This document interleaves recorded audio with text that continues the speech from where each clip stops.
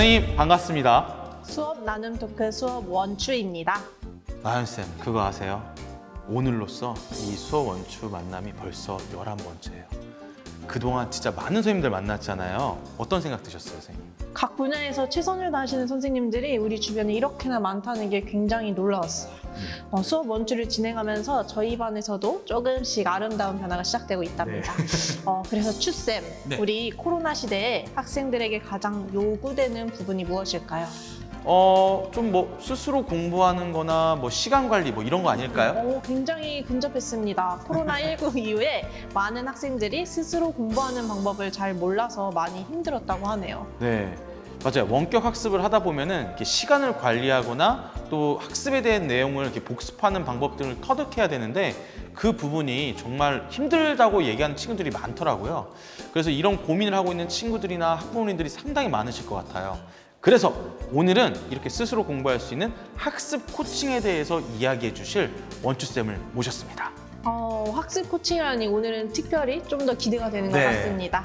선생님들 준비되셨나요? 우리 김현민 원추쌤과 함께하는 착한 공부 학습 코칭 원추 시작합니다.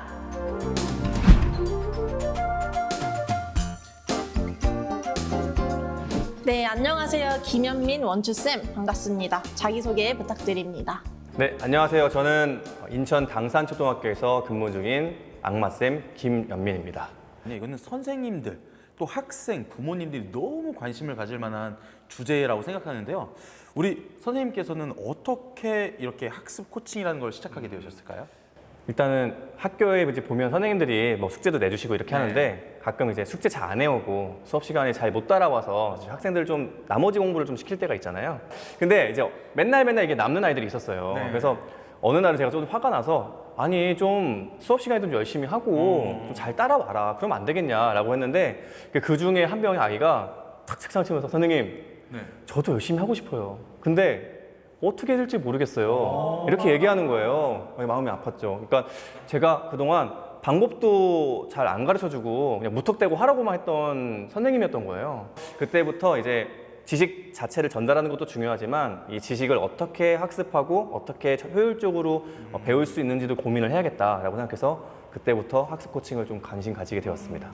분명 많은 선생님들이 되게 공감하고 계실 것 같아요. 지금 요즘 아이들이 열심히는 공부를 하는데 왜 해야 되는지에 대해서는 조금 고민이 부족하지 않나? 그래서 안타까운 마음이 들기도 하고요. 맞아요. 저희 반 아이들한테도 공부를 왜 해야 해? 왜 해야죠? 이렇게 질문을 해보면요.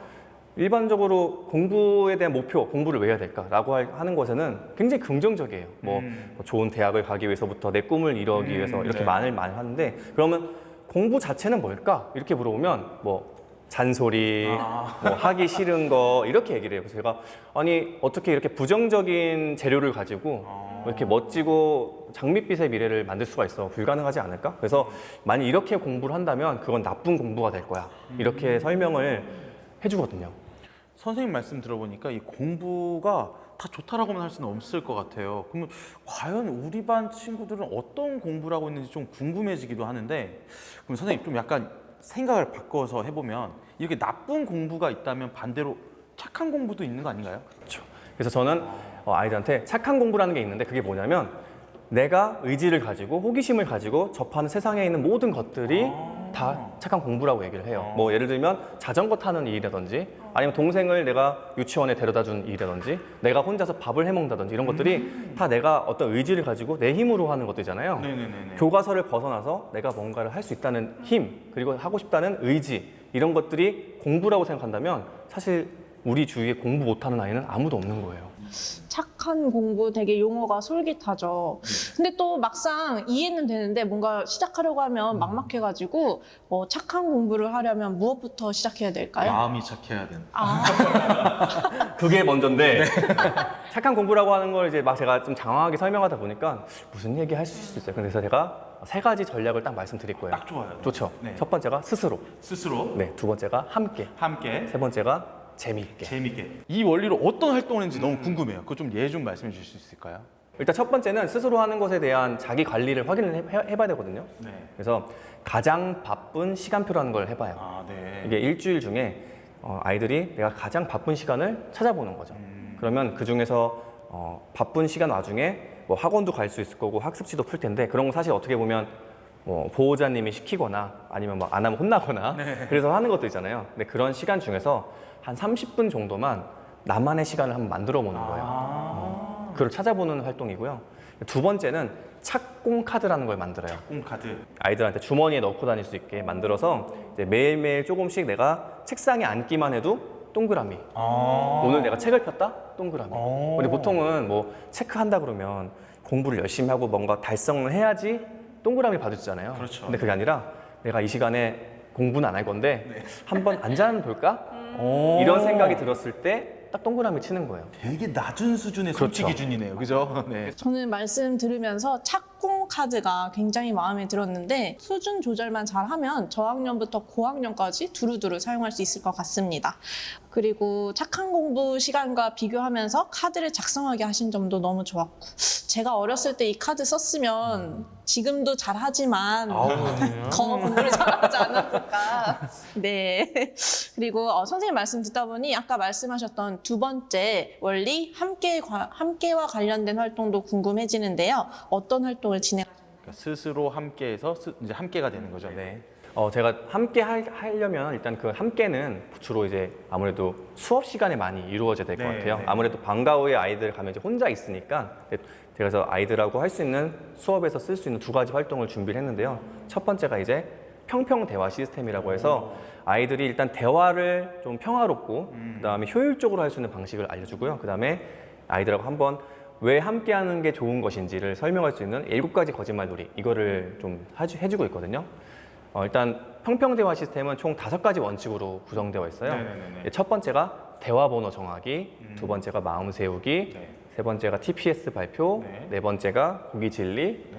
다섯 번째가 2인에서 전체 발표. 좀 많죠? 하나씩 설명을. 지금 둘이 외우려고 지금 고기 진리, 고기 질런지 막. 네. 근데 아주 간단해요. 1번 대화 번호 정하기는 아이들이 그냥 발표하거나 대화할 때 그냥 자기들이 번호를 정하는 거예요. 그러니까 제가 어떤 것 때문에 말씀드리냐면 공개 수업을 하는데 저쪽에서 이제 제가 막 활동을 시켰어요. 근데 저쪽에서 계속 활동을 안 하고 있는 거예요. 그래서 왜 안 하고 있니 했더니 누가 먼저 할지 지금 정하느라고 그것 때문에 5분이 지난 거예요. 네. 공개 수업에서 5분이 어떤 의미인지 아시죠? 어우, 교감생 얼굴 찌푸러지시죠. 네, 그래서 아이들이 그런 거 이제 고민하지 않게 네. 일단 모둠을 처음 구성할 때 각자 1, 2, 3, 4 정하거나 네, 아니면 네, 저는 네. 이제 봄, 여름, 가을, 겨울을 좋아해요. 그래서 봄 친구, 여름 친구, 가을 친구, 겨울 친구. 네, 그래서 네, 네, 네. 오늘은 여름부터 시작하자. 그러면 여름, 가을, 겨울, 봄. 네, 뭐 네, 네. 오늘은 겨울부터. 네네네. 그럼 아이들이 내가 순서를 다 알고 있으니까 미리 활동에 대한 준비도 좀 준비하고 네네네. 그런 걸 다툴 일이 없는 거죠. 네네. 그다음에 두 번째는 이제 마음 세우기고 마음 세우기는 그냥 아이들한테 세 가지 아까 왜 처음에 구호 만드는 것처럼 네네네. 좋아 좋아.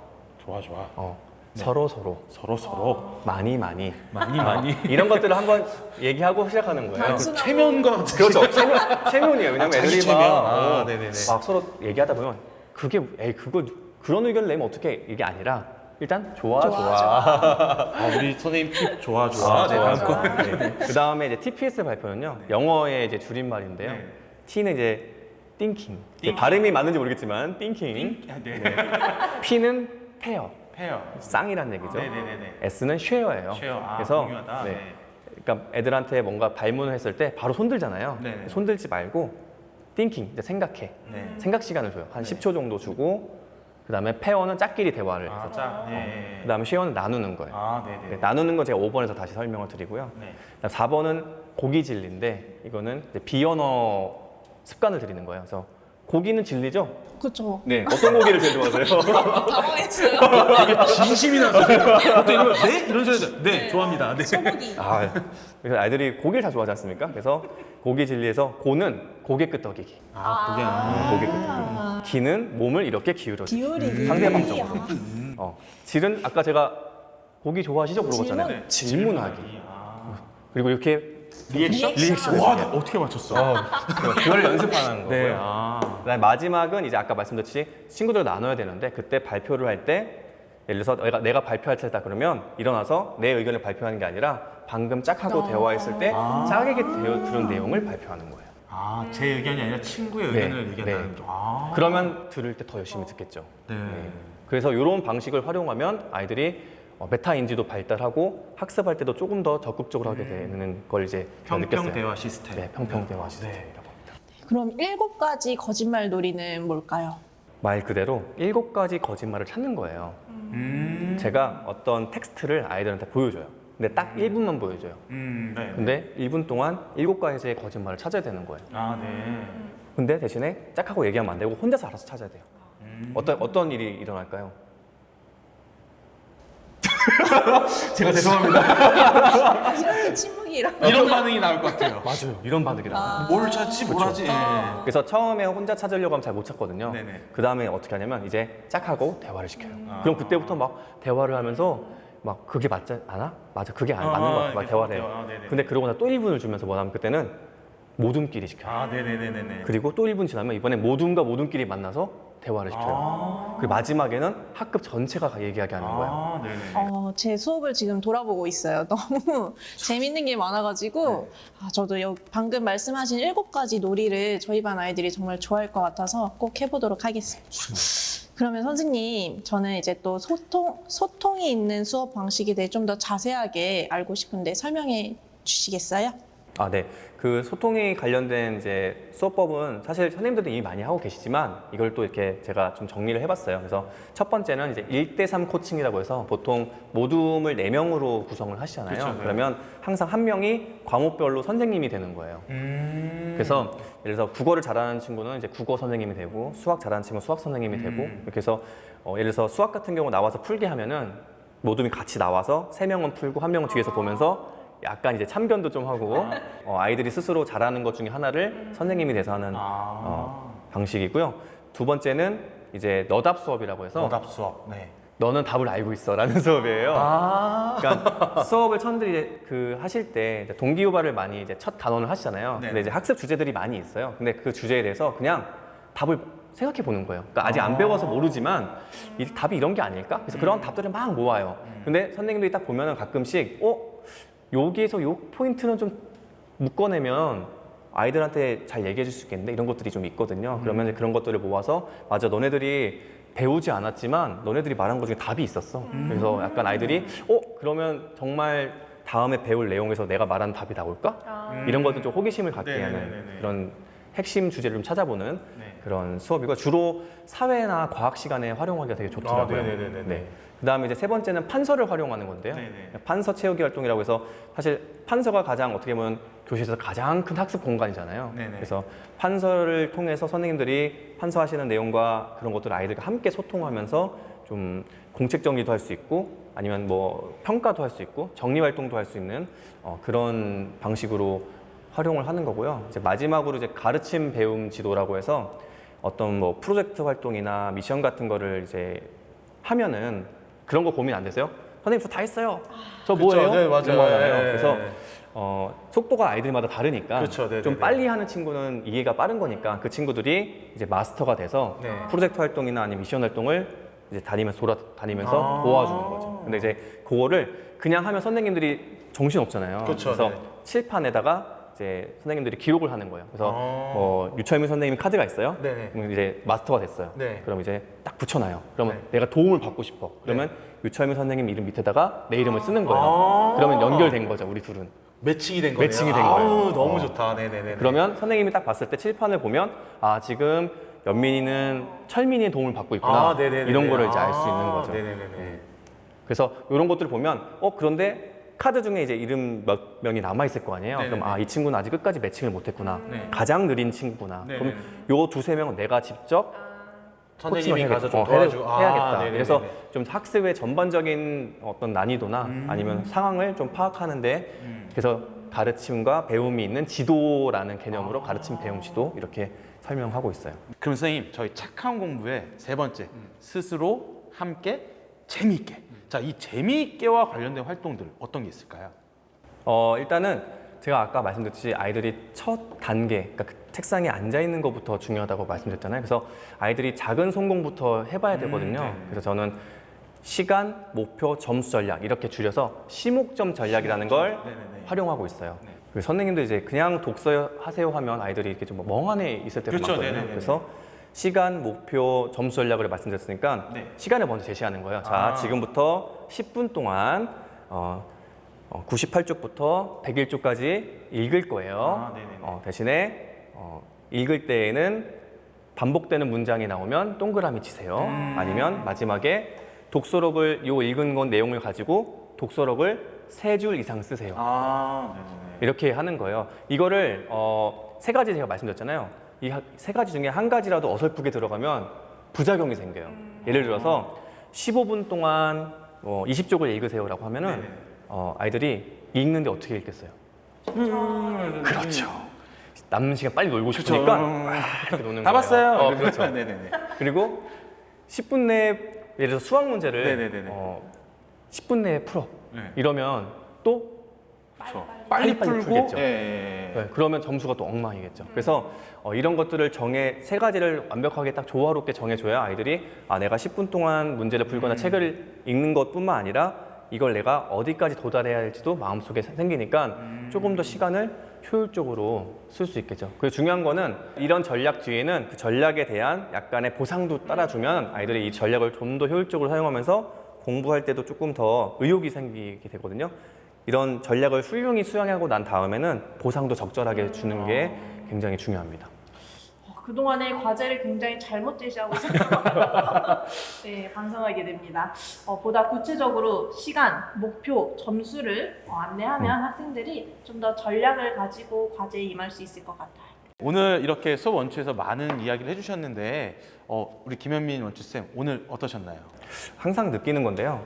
저도 이렇게 막 하다 보면 실천력이 좀 떨어질 때가 있어요. 근데 이렇게 오늘 선생님들 앞에서 이렇게 얘기를 하고 나니까 다른 선생님들이 정말로 제가 저렇게 김현민 선생님이 저렇게 하는지 이제 보실 거 아니에요. 그러니까 저도 이제 또 한 번 더 열심히 하겠다는 생각도 들고 제 초심을 찾는 그런 좋은 계기가 됐던 것 같습니다. 네, 학생들에게 가장 필요한 부분을 열정적으로 지도하고 계시는 선생님의 모습을 보면서 저희도 굉장히 자극이 된 것 같습니다. 너무 감사드리면서 또 마지막으로 우리 김현민 원추쌤께 학습 코칭이란 어떤 의미일까요? 학습 코칭이란 좋은 친구와 나누는 대화이다. 이렇게 이야기하고 싶습니다.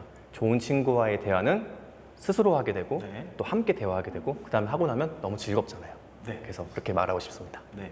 좋은 친구와 나누는 대화 마음속에 콕 들어오는 말인 것 같습니다. 오늘 함께 해주셔서 선생님 너무 감사드립니다. 저도 감사합니다. 네, 우리 선생님들 풍성한 수업, 좋은 수업, 학생 중심 수업 원하시죠? 스스로 함께 재미있게 하는 학습 코칭 원추? Yes, I want to.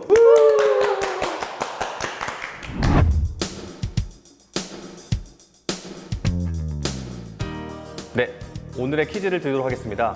착한 공부를 위한 3가지 기억나시나요? 스스로, 함께, 그리고 마지막 한 가지는 무엇일까요?